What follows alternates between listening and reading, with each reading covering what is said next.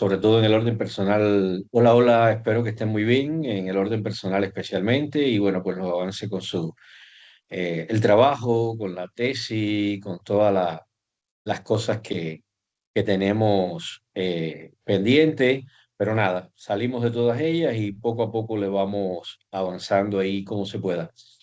Bueno, estamos valorando primeramente todo lo que habíamos visto en la sesión de la semana número 4. Recuerden que la sesión número 4, el objetivo era que ustedes analizaran e interpretaran los datos, sobre todo desde el punto de vista de la forma en que se va a presentar y la narrativa académica con que deben presentarlo. Para ello, yo les había dado una serie de técnicas para análisis de datos que ustedes pueden utilizar, de visualización de datos que también pueden hacer uso de ellas, de interpretación contextualizada de estos datos, así como algunas herramientas de las miles que tenemos hoy en día y que ustedes conocen seguramente y dominan muchísimas de ellas para realizar el mismo. Les di también una idea de cómo estructurar el protocolo de análisis e interpretación de datos. Este gap de información es muy útil para ustedes porque les ayuda a estructurar la manera en que deben preparar y hacer esta etapa de análisis e interpretación. Aquí les decía que tenemos una fase 1 de preparación y organización, una fase 2 de análisis de datos, una fase 3 de interpretación y triangulación y una fase 4 de visualización y presentación de los resultados, ¿vale? Le di el protocolo especificado ya para si lo querían ver y lo querían detallar y les explicaba cómo trabajar la parte de visualización y, bueno, pues comunicación de los datos.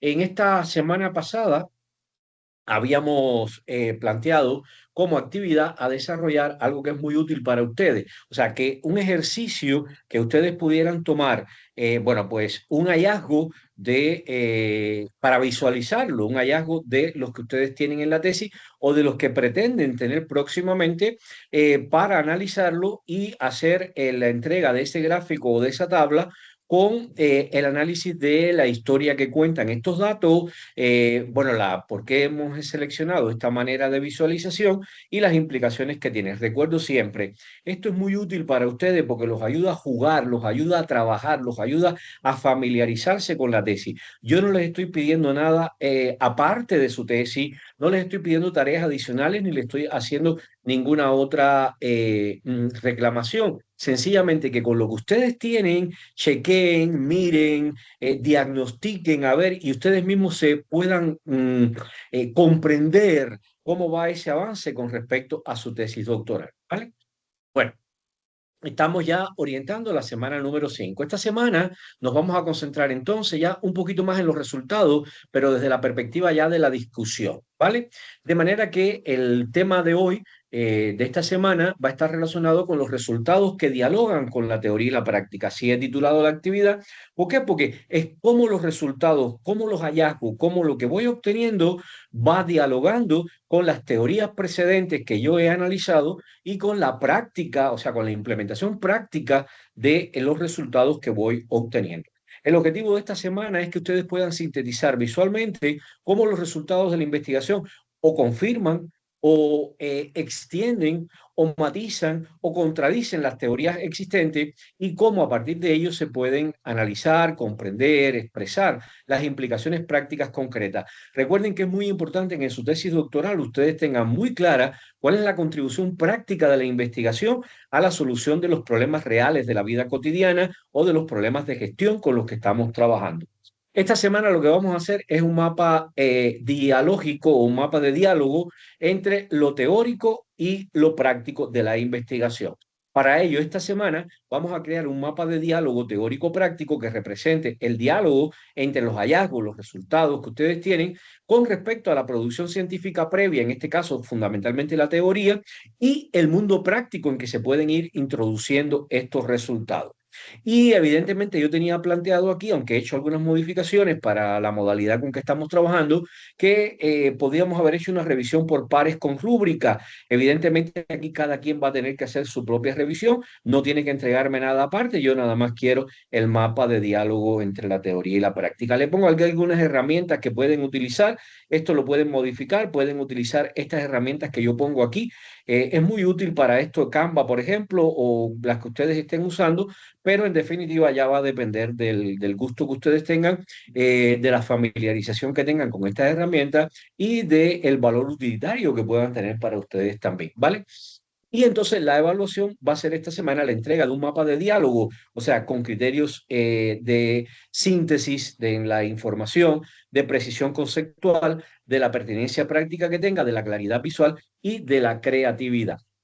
Recuerdo que para ello ustedes tienen que tener muy en cuenta todo lo que tienen de la teoría, por ejemplo, todo el avance tanto en conceptos, en hipótesis, en las propias teorías que ustedes tengan relacionadas para su investigación, que hayan seleccionado y que además sean capaces de fundamentar por qué seleccionaron estas teorías y no otras, y además que sean capaces de analizar cuál es la relación que existe entre las teorías que ustedes han seleccionado para su investigación y que esto, que ya lo habíamos visto en encuentros anteriores, bueno, cómo lo van a relacionar con los resultados, los hallazgos, este análisis que ustedes han hecho de los datos que han obtenido y cómo esto se puede convertir en salidas, ¿verdad? Cómo esto se puede convertir en resultados de su investigación. Y para cada una de ellas, ¿cuál es la implicación práctica? Esto no es una tarea, esto no es una orientación, pero esto si lo hicieran ustedes en un borrador a mano alzada,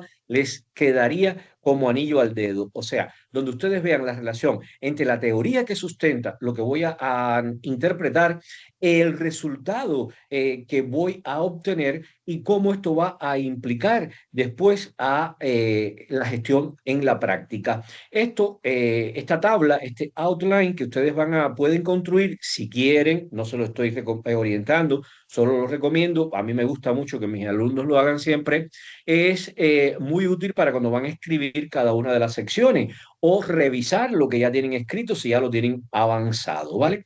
Ahora, en la actividad de hoy, las cápsulas de información, estos elementos de información que quiero compartir con ustedes, le quiero llamar la atención en cuanto a los sesgos de la investigación. A ustedes normalmente se les plantea en las revisiones muchas veces que hay sesgo en esto, en lo otro, o sea, que aparece un poco distorsionado el hallazgo con respecto a la realidad o a la fuente de datos de la cual se ha producido. Por tanto, todo el mundo sabe, y esto creo que no es nada nuevo para nadie, que el sesgo es a cualquier desviación sistemática o cualquier error que yo tenga. Fíjense bien, en el diseño, porque ya pasó mucho tiempo, durante la recolección de datos, el levantamiento de datos, en el análisis o la interpretación de datos y, por supuesto, en estas tres etapas, esto conduce a que los resultados no sean todo lo objetivo, todo lo comprensible, que no sean realmente totalmente válidos o confiables, lo que les resta esta validez y confiabilidad a su estudio. Por tanto, tienen que revisar muy bien estos sesgos de la investigación. A diferencia de los errores aleatorios que se pueden presentar, los sesgos, perdón, en este caso van a tener una implicación mucho más allá porque van a poder ustedes sumergirse, meterse, adentrarse en la inclinación o el perjuicio que pueda ser predecible, ¿no? Para las conclusiones, los hallazgos y para las conclusiones que puedan ustedes estar obteniendo. Por tanto, vamos a pensar esta semana en cuáles pueden ser los sesgos de mi investigación con respecto al diseño, la recolección, el análisis. Esto es para pensar, esto no es ningún ejercicio, esto no es ninguna actividad como la anterior, tampoco lo es una herramienta que les puede servir. Estos riesgos que ustedes corren durante la investigación, que determinado por los sesgos que se puedan presentar, se pueden estar generando en múltiples fuentes y a veces no nos percatamos de identificarlo, como por ejemplo la selección no aleatoria de los participantes, te da un sesgo de selección, la medición inexacta de las variables, te da un sesgo de medición, o la influencia de las expectativas del investigador, que te da un sesgo del experimentador, porque no se corresponde con la realidad que tú estás buscando. De manera que esto evidentemente me va a ayudar mucho a comprender todos estos elementos y además me va a ayudar a escribir la sección de limitaciones de la investigación que deben tener muy bien clara, porque esto además crea un contexto de confiabilidad y de dominio para, sobre todo para el que evalúa, de en qué medida el investigador conoce y está al tanto de cuáles han sido los principales sesgos y esto le da más viabilidad a la misma. Para los que tengan duda, solo para los que tengan duda, aquí pueden chequear cuáles son los sesgos en el diseño de la investigación. Esto lo pueden chequear, lo pueden leer, pueden hacer una captura de pantalla, una imagen para que ustedes lo puedan leer con detenimiento, porque bueno, no sé hasta qué punto todos lo van a necesitar de igual manera, aunque sí que a todo el mundo le vale la pena hacer una observación de este elemento. Puede haber rasgos que caractericen la investigación relativos a sesgos de selección o muestreo. Ahí le pongo algunos casos y le pongo ejemplo de una investigación que en estos momentos estaba haciendo. O sea, el ejemplo es lo de menos, pero para que vean un ejemplo de lo que yo estaba haciendo. Sesgos de la supervivencia. En este caso también le pongo como el análisis de empresas que han permanecido en el mercado durante los 10 años, bueno, pues incide como factor clave, ¿no? Para el éxito de lo que estoy realizando durante ese periodo. Y puede haber también sesgos de autoselección. También le pongo un ejemplo de encuestas online voluntarias que yo había trabajado en la investigación que usé para poner el ejemplo de lo que estamos analizando. Puede haber también los sesgos en la recogida de datos, sobre todo sesgos que están condicionados por el investigador. Muchas veces nosotros introducimos esos propios errores, esas propias desviaciones, más que errores, sin percatarnos de cómo pueden estar impactando los datos, de también la deseabilidad social, o sea, realmente hay que ver mucho, sobre todo cuando son datos autoinformados, tienen que tener muy en cuenta este problema. Sesgos de memoria o de recuerdo, sesgos del instrumento propio de medición, por eso hay que validarlo también y tenerlo también validado con todas las etapas de la validación que llevan todos los instrumentos, o los sesgos del anfitrión o del proveedor que también pueden estar influyendo. Hay sesgos para el análisis e interpretación. Estos sesgos pueden ser sesgos de confirmación, sobre todo cuando el investigador busca e interpreta u otorga mayor peso a la información que confirma sus hipótesis o las creencias preexistentes, ¿no? O incluso cuando se ha ignorado un dato que lo contradice. Esto es muy importante y este sesgo de confirmación. Y aquí también les pongo un ejemplo. Sesgos de publicación, o sea que las revistas científicas tienden a publicar principalmente estudios con resultados estadísticamente significativos y positivos. Y esto deja, bueno, pues un espacio, un gap, deja un cajón, un vacío a los resultados nulos o negativos. Le pongo también un ejemplo. Puede haber sesgos de anclaje, depende mucho más de la primera información que yo voy a encontrar, ¿no? El ancla, al tomar las decisiones sobre los datos o la interpretación de estos datos, les pongo también un ejemplo. Quiero comentarle, porque por ejemplo, este es el caso del investigador, que después de leer un informe muy pesimista sobre el impacto, por ejemplo, en la investigación que estaba haciendo del turismo, interpreta todos sus datos posteriores desde una perspectiva negativa, incluso si son neutrales y hasta positivos. ¿Por qué? Porque ya está permeado por ese sesgo de anclaje que lo está produciendo. Y puede haber también sesgos de generalización cuando yo quiero extrapolar conclusiones a un contexto específico o a otros que son totalmente diferentes y que la evidencia que yo tengo que he recogido no es suficiente, no me garantiza esa posible pues generalización que quiera hacer.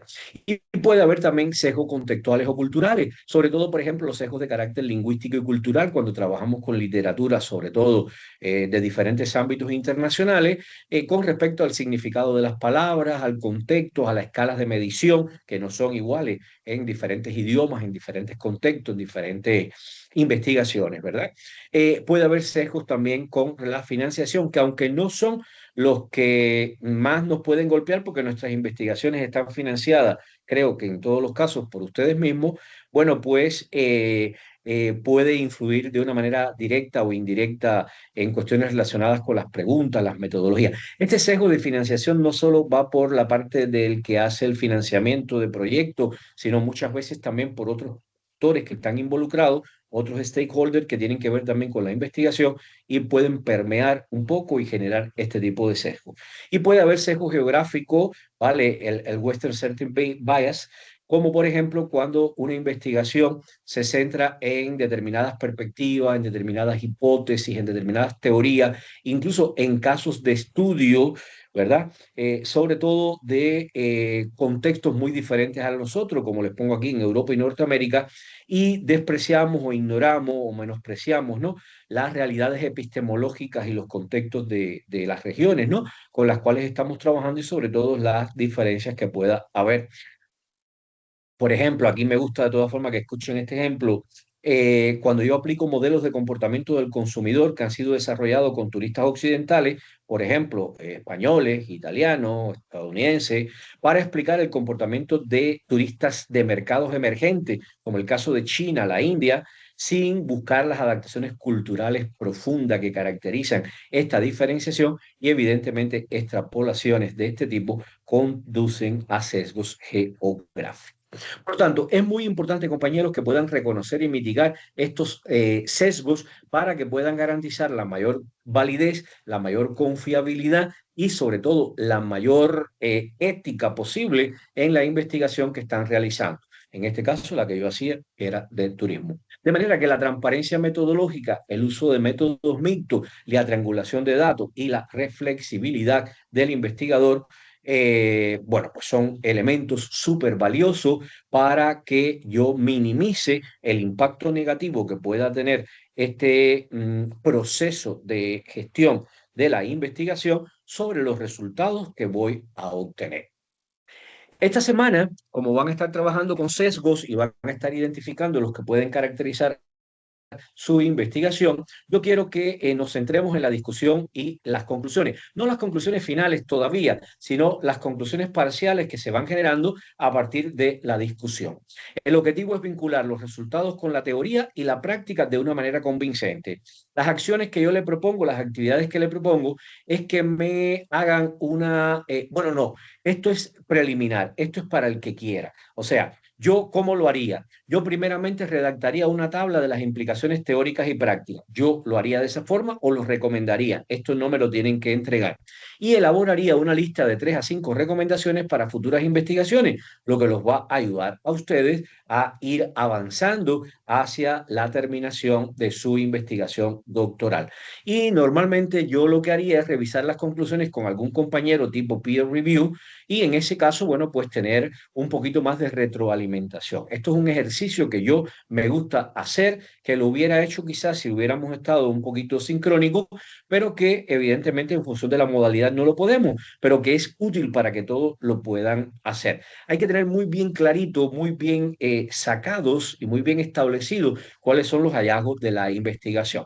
Recuerden que le había comentado anteriormente, normalmente es muy recomendable hacer una tabla de levantamiento e investigación de campo donde yo ponga los elementos de la teoría, por ejemplo, la observación inicial de la hipótesis, la revisión de literatura relevante, los marcos teóricos aplicados en la investigación de campo, por ejemplo, y las estrategias basadas en teoría. ¿Para qué? Para ver cómo estos se van correspondiendo con los resultados, por ejemplo, la observación inicial de hipótesis con los datos recolectados y los análisis, ahí hay un error de generado y las implicaciones prácticas sobre, en este caso, podría ser la revisión inicial de las acciones o las recomendaciones de ajuste o el plan de implementación o la aplicación y evaluación práctica. Esto tampoco me lo tienen que entregar, esto no es para entregar, es sencillamente para reflexionar y si no lo van a hacer, no lo pueden o no lo quieren hacer, porque además no, nadie se lo va a exigir, creo tampoco, ¿no? Es un ejercicio para yo reconocer cómo se da esta alineación en mi investigación, porque tantas veces se le señala a muchas investigaciones, a muchos estudios, a muchos de los artículos que escribimos, porque a veces no hacemos rigurosamente este análisis de relaciones, pues esto nos puede ayudar. Es una herramienta más que les doy, que les comparto, que tampoco me la tienen que entregar. ¿Qué es lo único que me tienen que entregar esta semana? Una hojita, una cuartilla, donde ustedes van a hacer el mapa de diálogo teórico práctico. Yo les pongo aquí para que no tengan que ponerse a buscar ni me hagan otra cosa, que un mapa visual es en el mapa visual que van a hacer un nodo, porque después les voy a poner cómo hacerlo, Un nodo es, por ejemplo, un rectángulo, un círculo o una nube que contiene una idea determinada de las que vamos a ver posteriormente. Y luego la flecha o las líneas que los conectan son los enlaces o conexiones que representan relaciones entre estas ideas. Por tanto, un nodo es cada uno de los contenedores de información o conceptos que aparecen en el mapa de diálogo que ustedes van a hacer estableciendo, bueno, pues cuáles son los puntos clave o las cajas que contienen las ideas. Esto es sencillamente para que lo sepan, con eso no tienen que hacer nada más. Ahora, ¿cuál es el objetivo de esta actividad? Bueno, pues sintetizar visualmente cómo los resultados de la investigación confirman, extienden, matizan o contradicen la teoría existente y cómo a partir de ello se derivan implicaciones prácticas concretas. Ese es el objetivo. ¿Cuál es la actividad? Van a crear un mapa de diálogo teórico-práctico que represente el diálogo entre los resultados, la producción científica previa, o sea, las teorías y el mundo práctico. Para ello pueden usar diferentes herramientas como las que aquí les pongo o las que ustedes quieran. Incluso, si no me preocupa mucho, lo pueden hacer hasta manual. Ya en algunos casos me han entregado trabajos manual, donde ustedes a mano alzada, bueno, pues en una hoja de papel que después escanearán y lo subirán, o los representarán ustedes como quieran, bueno, pues hagan estas relaciones. ¿Cómo lo van a hacer? Miren bien, ¿cómo lo van a hacer? ¿Cuáles son los componentes claves que debe incluir el mapa visual? Van a poner al centro de la hoja de papel el nodo central, o sea, el resultado clave. En este caso, ustedes pueden identificar dos, tres, cuatro hallazgos más significativos de la investigación. Dos, incluso si no tienen dos, uno. No me preocupa la cantidad, lo que me preocupa es ver cómo se da la relación. Mientras más hallazgos pongan, más rico les va a quedar el trabajo y ya a esta altura de la investigación, todo el mundo debe tener hallazgos o por lo menos saber cuáles son los hallazgos esperados. No me interesa si ya los obtuvieron o son los esperados. Pueden hacerlo con lo que esperan obtener, ¿vale? Y los van a representar de una forma concisa. Por ejemplo, hallazgo. El hallazgo A abre un corchete, hacen una breve descripción. El hallazgo B abren un corchete, hacen una pequeña... y eso va a ir al centro de la hoja. En los laterales, ¿qué vamos a poner en los laterales? Acuérdense que cada uno de los nodos se va a representar con figuras geométricas o formas diferentes, ¿vale? A lo mejor hice con un cuadrado el nodo central. Si lo hacen con software y esta tecnología, bueno, pues ya ella misma les va a estar proponiendo cómo hacerlo. En los nodos laterales vamos a poner el diálogo con la teoría, o sea, vamos a ver qué conexiones tienen estos hallazgos con la teoría. Deben tener conexión, porque para ustedes interpretar esos hallazgos tienen que tener una teoría o por lo menos una hipótesis o por lo menos una conceptualización previa que les permita hacer esto, ¿vale? Entonces, en los alrededores, fíjense que estamos en los laterales, ya vimos el centro, en los laterales. Alrededor de cada hallazgo van a conectar los nodos que representan las teorías, los modelos, las hipótesis o lo que ustedes van a usar para explicar su interacción. Entonces, ¿cuál es el tipo de conexión? Las flechas o líneas que van a relacionar esta parte central con los laterales, ni arriba ni abajo, solo los laterales, me van a decir el tipo de conexión que tiene y lo van a etiquetar. O en este caso van a poner, por ejemplo, la etiqueta puede decir confirma A, matiza o entiende A, ¿verdad? Contradice, desafía A, ofrece una nueva percepción sobre, responde a la pregunta planteada o lo que ustedes quieran decir de la manera que ustedes visualizan la relación que hay entre estas teorías que van a estar en los laterales y los nodos centrales que van a representar los hallazgos.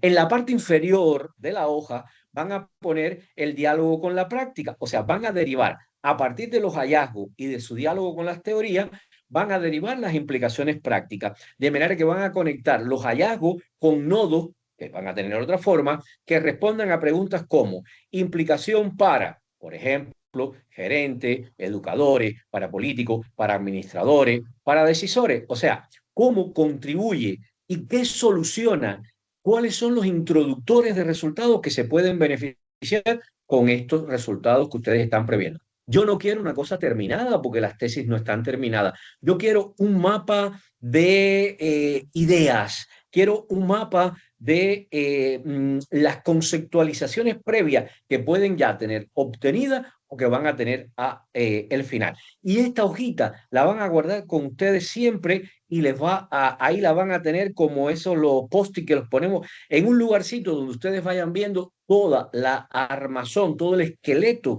de su tesis visto en este mapa que estamos elaborando, ¿vale? Y si quieren, solo si quieren, en los nodos superiores, esto es opcional, van a poner las limitaciones en futuras líneas de investigación. ¿Por qué? Porque a partir de lo que yo vi en el hallazgo que tengo limitaciones, como los sesgos que le expliqué anteriormente, yo puedo empezar a plantear y ya voy poniendo cuáles son las limitaciones a futuro que yo y las líneas de investigación a futuro, perdón, que voy a ir identificando y no se me van a olvidar y las voy generando poquito a poco. Esto es un documento de trabajo que lo pueden continuar enriqueciendo posteriormente. No es una versión definitiva porque, reitero, no hemos terminado la investigación, pero les puede acompañar en este proceso a la altura en que estamos, que ya debemos estar terminando la tesis doctoral. En la parte superior del mapa pueden añadir nubes o nodos que conecten con las limitaciones del estudio o lo más importante como, por ejemplo, cómo estas limitaciones, a la luz del diálogo creado, abren nuevas preguntas de investigación. Es importante que nuestra investigación abra nuevas preguntas, abra nuevas hipótesis, porque deben ser las que sirvan de base para que otros investigadores o ustedes mismos le den continuidad a esta investigación. Como reflexión final, esta cápsula de información, quiero llamarlos para que vean cómo está cambiando el mundo en el que estamos inmersos en este momento. En primer lugar, ustedes como investigadores, quiero decirles que el rol del investigador se transformará de productor de texto y recolector de información a estratega intelectual y curador crítico de eso que precede. Recuerden que estamos en un escenario de cambio, pero drástico y a un tiempo que va a una velocidad increíble.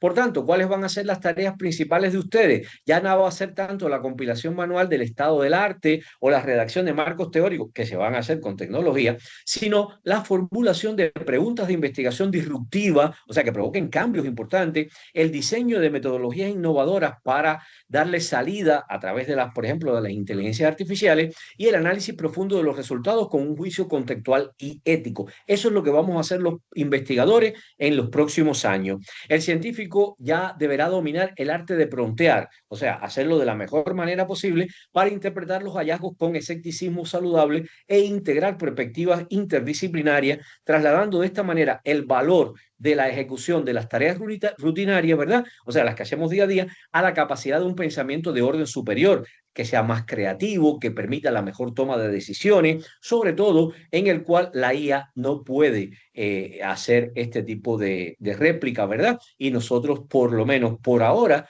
podemos aportar en estos campos. En cuanto a las publicaciones, también están cambiando y van a cambiar con el paso del tiempo. Ya hoy en día están cambiando. El futuro de las publicaciones, perdón, que derivan de nuestras investigaciones con la irrupción de las inteligencias artificiales, asumiendo pues, la redacción de muchas secciones, por ejemplo, la sección metodológica, los antecedentes, el estado del arte, se va a orientar fundamentalmente a un modelo donde el valor central del artículo ya no va a ser la síntesis del conocimiento existente, sino la contribución humana irreemplazable a ese conocimiento, como es la creatividad para formular preguntas de investigación novedosas, aunque las inteligencias las hagan, el diseño experimental ingenioso, o sea, aunque la inteligencia lo haga, el análisis crítico, ese es muy importante nuestro y contextualizado de los resultados y una interpretación profunda de los hallazgos o de las implicaciones que esto pueda tener. Por tanto, los artículos a futuro se van a convertir en un documento que va a estar más centrado en la discusión, en la originalidad de los hallazgos y en esa visión que como expertos tenemos los investigadores utilizando la IA como una herramienta para, sobre todo, avanzar en el tiempo, elevar la rigurosidad todos los indicadores de la investigación, ¿vale? De manera que la veracidad y la calidad de los datos que vamos a dar de entrada, o sea, todos los PROM que damos como entrada, datos de entrada a través del proceso, entrada, transformaciones y salidas, me van a proporcionar que como científico aporte evidentemente proporciones de un valor agregado a esto que están haciendo las inteligencias, así como a la manera en que mi criterio para validar y refinar los outputs, o sea, la salida de las inteligencias, puedan tener mayor valor y convertirse en habilidades fundamentales, sobre todo transformando el rol del investigador de meramente escritor, como hacemos en muchos casos, a un arquitecto y curador del conocimiento. Ese es el futuro. Sobre todo ustedes que son jóvenes, que tienen una carrera por delante, esto va a cambiar completamente. O sea, no estamos en un horizonte donde podamos tomar, claro, todos los antecedentes no se pueden obviar, pero evidentemente estamos en un escenario de cambio muy importante y el futuro va a venir para acá. Recuerden que hoy en día las ciencias actuariales, por ejemplo, o todo lo que tiene que ver con aquellas áreas del conocimiento de frontera, aquellas áreas que están experimentando todas estas transformaciones, tienen mucha más cabida en publicaciones, en actividades, etcétera, etcétera. ¿Vale? Bueno, voy a dejar de compartir y espero que todo haya estado muy bien. Voy a dejar de grabar. Les deseo que tengan muy buena semana. Por favor, adáctense a las indicaciones que le he dado para la tarea. Es solo el mapa, lo único que me tienen que subir y nada más. Muchísimas gracias, que tengan muy lindo fin de semana, porque estamos sábado, y una excelentísima semana. Cualquier necesidad que tengan, estoy en la mejor disposición de ayudarlos y para prestarles cualquier bueno, pues servicio académico que ustedes requieran. Bye bye, nos vemos y que estén muy bien.